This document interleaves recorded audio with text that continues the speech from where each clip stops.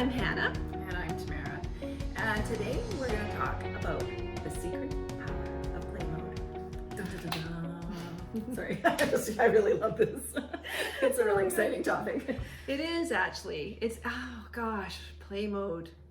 I think about play mode a lot because it's something I actually have to consciously struggle with. Mm-hmm. It's something that I really need to be aware of because it greatly affects my artistry, my writing, my everything that I do. And I think about even when we were writing our book, and when we first started writing our book, I couldn't think, oh my goodness, someone's going to read this one day, or I couldn't think it has to be about this, and this, because if I went there, I kind of shut you down a bit.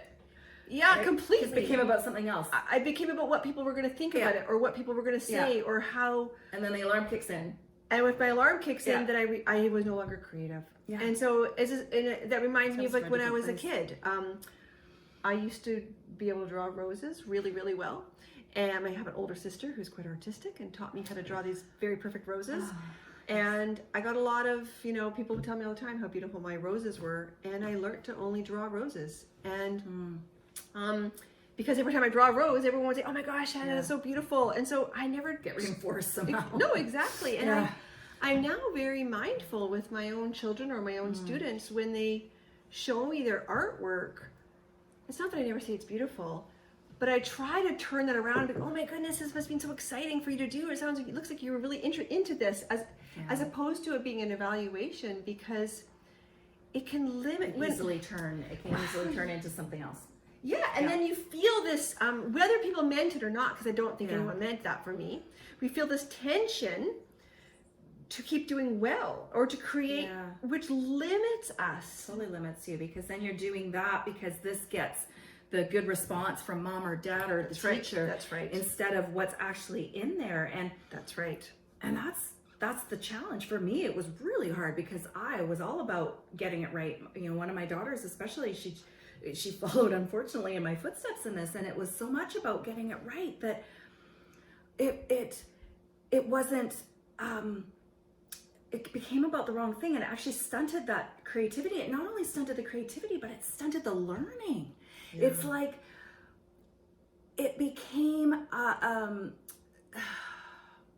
all about the outcome, even though sometimes there is an outcome. There's very often an outcome as a result, like the book we wrote, right? Yeah. There is a book now.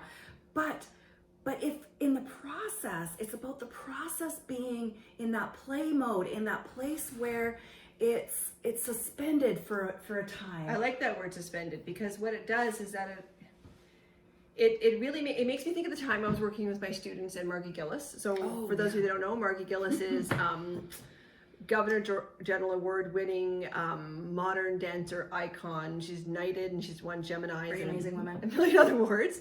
And we were working on a project with kids, and we were creating a piece, like a movement drama piece on the topic of forgiveness. And the students were very nervous because they were working with Margie, and they were nervous that they wouldn't be good enough, that they wouldn't know what to do. And these weren't kids who had danced before, or these were just teenagers. And they were very nervous. And she said to the kids, what I do every morning when I wake up is I say to myself, how many mistakes can I make today? And I thought, if I woke up and said that to myself every day, what a freeing feeling that. And I'm thinking, the permission. I like the permission. Like, oh my goodness, no wonder you're so extraordinary, because you're diving into mistakes. You're not just forgiving them when it happens, you're actually leaning into the mistakes. Embracing the mistakes. This is actually how we learn. I know, exactly. And so the kids were super into this idea. So for the next couple hours, it was actually a 2-day workshop. Every time someone would make a mistake, we made a goal of about 100. Every time someone would make a mistake, they'd be like, one more down, and everyone would cheer. And I mean, they were teenagers, so it was not literal. And it was just... It was not about the outcome. It was in the spirit of fun.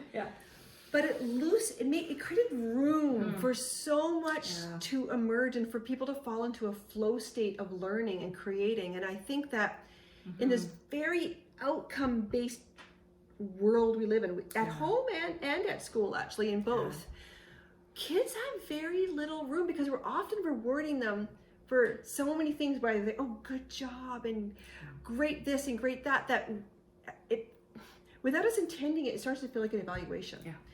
And supposed to kids just trying stuff because it feels right and falling into these flow states. And if you want to learn more about flow states, you can read more about Dr. Csikszentmihalyi's work on flow. It's just amazing. Yeah. Yeah. Oh, I was just going to say, and learning. Like, this is how we learn. We learn in the play mode. This is where, you know, in neuroscience, it's all over the place now.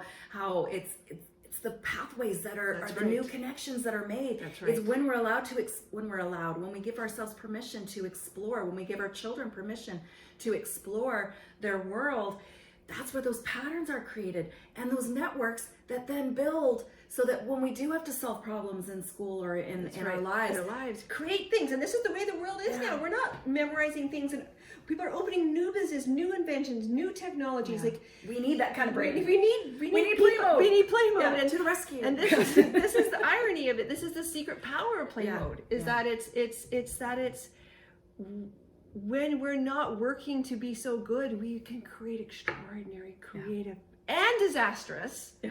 It doesn't matter. But it makes room for the extraordinary when we can do that. And I think it's pretty. It's amazing. And I'm reminding myself all the time to stop worrying about how something's going to turn out and just do it. Yeah. Just have fun with it. Just do it. Yeah. Exactly. Anyways, if you want to watch more of our chats, you can head to rethinkplayproject.com. Have a great week. See you next time. See ya.